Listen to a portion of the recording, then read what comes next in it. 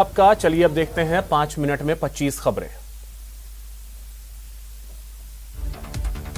CDS general Bipin Rawat ने कहा है कि अफगानिस्तान की परिस्थितियों को लेकर भारत तैयार है और अगर वहां की परिस्थितियों का भारत पर असर पड़ता है तो उसके लिए भी भारत तैयार है। उसका मुकाबला वैसे ही किया जाएगा जैसे आतंकवाद का किया जाता रहा है। अफगानिस्तान की पहली महिला मेयर जरीफा गफारी ने तालिबानियों को चुनौती दी है। उन्होंने कहा कि अफगानिस्तान के लोगों को रोकना नामुमकिन है, वो डरने वाले नहीं हैं। उन्होंने जर्मन सरकार को उन्हें शरण देने के लिए शुक्रिया अदा किया। दुनिया की 7 बड़ी अर्थव्यवस्था वाले देशों यानी G7 ने तालिबान से साफ शब्दों में कहा है कि वे 31 अगस्त के बाद भी अफगानिस्तान में फंसे लोगों को निकालने का काम जारी रखेंगे। तालिबान से बस इतना कहना है कि वह सुरक्षित रास्ता दे। समूह में America, Britain, Canada, France, Germany, Italy और जापान शामिल हैं। वहीं तालिबान ने एक बार फिर अमेरिका को काबुल छोड़ने की चेतावनी दी है। तालिबान ने कहा है कि 31 अगस्त तक अफगानिस्तान से लोगों को निकालने का काम पूरा कर लेना चाहिए और यह समय सीमा नहीं बढ़ाई जाएगी। नेशनल मोनेटाइजेशन प्रोग्राम को लेकर वित्त मंत्री निर्मला सीतारमण ने कांग्रेस के पूर्व अध्यक्ष राहुल गांधी पर तीखा हमला बोला है। उन्होंने कहा कि क्या मोनेटाइजेशन को समझते हैं। पश्चिम बंगाल की मुख्यमंत्री ममता बनर्जी ने राष्ट्रीय मौद्रीकरण पाइपलाइन नीति पर सवाल उठाए हैं। ममता ने सरकार को आड़े हाथों लेते हुए कहा कि यह बीजेपी की संपत्ति नहीं है, यह संपत्ति देश की है। कांग्रेस के पंजाब प्रभारी हरीश रावत ने कहा है कि 2022 का चुनाव कैप्टन अमरिंदर सिंह के नेतृत्व में लड़ा जाएगा। हरीश रावत ने कहा कि पंजाब में पार्टी के पास लोगों की कमी नहीं है और आगे चुनाव कैसे जीता जाए इसके लिए सब लोग सामूहिक तरीके से काम करेंगे। इससे पहले कैप्टन सरकार के 4 मंत्रियों ने आज देहरादून में पंजाब प्रभारी हरीश रावत से मुलाकात की। इनमें तृप्त राजेंद्र सिंह बाजवा, सुखबिंदर सिंह सरकारिया, सुखजिंदर सिंह रंधावा और चरणजीत सिंह चन्नी शामिल हैं। केंद्रीय मंत्री नारायण राणे को 2 सितंबर को नासिक में पुलिस के सामने पेश होने के लिए कहा गया है। सीएम उद्धव ठाकरे के खिलाफ अपशब्द कहने के मामले में नासिक पुलिस ने उन्हें यह नोटिस भेजा है। 6 जिलों में पंचायती राज चुनाव के पहले चरण का मतदान कल होगा, जिसकी सारी तैयारियां पूरी कर ली गई हैं। सुबह 7:30 बजे से शाम 5:30 बजे तक मतदान होगा। श्रीगंगानगर में 2 कारों की आमने सामने की जबरदस्त भिड़ंत हो गई। हादसे में 3 लोगों ने मौके पर ही दम तोड़ दिया, वहीं 5 लोग गंभीर रूप से घायल हो गए।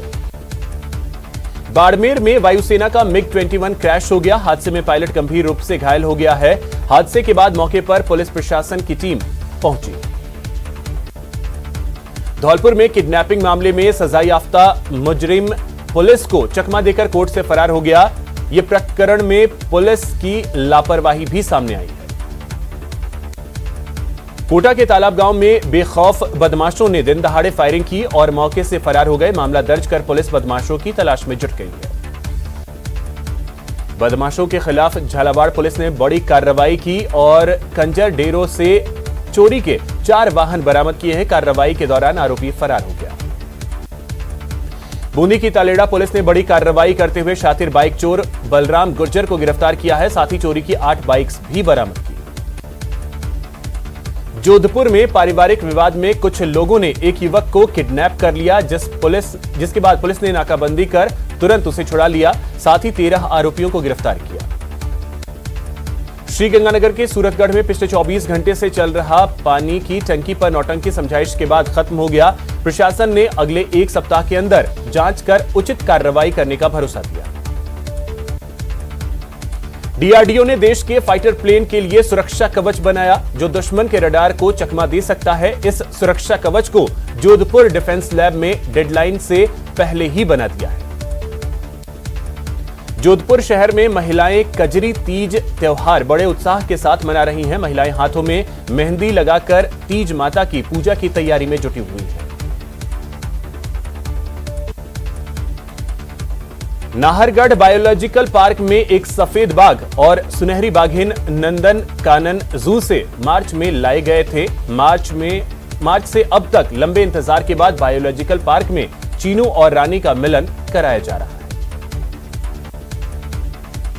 WHO की chief scientist doctor Soumya Swaminathan ने कहा है कि भारत में कोविड-19 अब एंडेमिक स्टेज में पहुंचता जा रहा है और इसके फैलने की दर पहले के मुकाबले काफी धीमी या कम हो चुकी है। मरुधरा में कोरोना संक्रमण की रफ्तार एकदम थम सी गई है। पिछले 24 घंटे में 8 नए केस सामने आए, जबकि किसी की मौत नहीं हुई। एक्टिव केस भी 125 से कम हो गया है। एक्टर मनोज वाजपेयी ने केआरके के खिलाफ मानहानि का केस किया है। मनोज ने केआरके द्वारा किए गए अपमानजनक ट्वीट के कारण इंदौर कोर्ट में याचिका दायर की।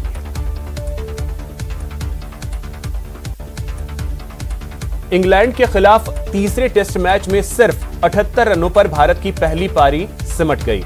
9 खिलाड़ी का आंकड़ा भी नहीं छू सके। इंग्लैंड की तरफ से सबसे ज्यादा एंडरसन और ऑवटन ने 3-3 विकेट लिए।